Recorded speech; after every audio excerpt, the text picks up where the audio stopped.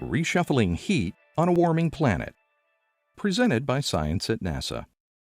The ocean covers more than 70% of the Earth's surface.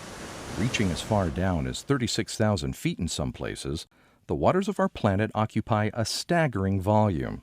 Enough, it seems, to hide a big mystery. For much of the past decade, a puzzle has confounded the climate science community.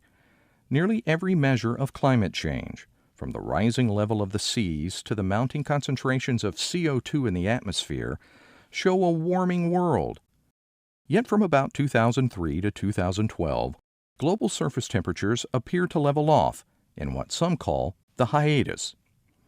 The disconnect between rising levels of CO2 and warming surface air temperatures raised a question about where was the heat going. Scientists found a possible explanation. Extra heat was being stored in the oceans. Analysis by 3 ocean scientists at NASA's Jet Propulsion Laboratory not only showed that the extra heat could be going into the ocean, but also showed where.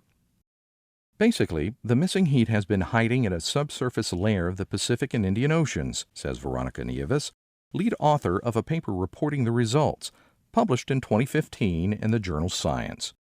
Her co-authors were JPL's Josh Willis and Bill Patzert. The study included direct measurements of ocean temperatures from the Argo Array, a network of more than 3,500 automated sea probes. These probes dive deeper than a mile, take temperature, salinity, and depth measurements, and then return to the surface with their readings. Josh Willis describes them as the ocean's weather balloons. The warming they found showed up in a layer of water mostly between 100 and 200 meters below the sea surface. Nieves says, "Our analysis does not show any evidence of large amounts of heat below 300 meters."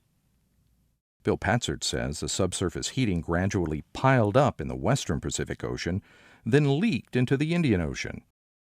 This heat may not stay hidden for much longer, however.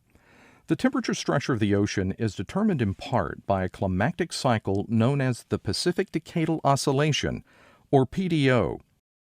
During its 20 to 30-year-long phases, the PDO shifts warmer and cooler waters around the Pacific Ocean, affecting how much heat can be absorbed from the atmosphere.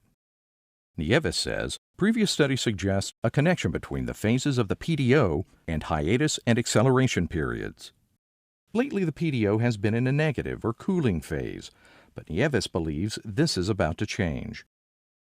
Right now, there are indications that the Pacific might be changing to a positive phase, which means that the warm waters that were hiding in the subsurface layers are re-emerging to the surface, she says. If warmer water gets to the surface, then presumably the atmosphere will respond. This could accelerate global surface warming sometime in the next decade or two. She adds, the planet as a whole has continued to warm steadily through time. Decadal variability is just modulating warming that has been caused by humans.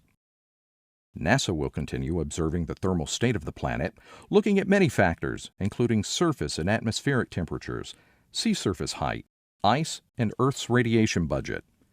These factors and more will help people understand their role in an ever-changing world. For more news about climate, on Earth and other worlds, stay tuned to science.nasa.gov.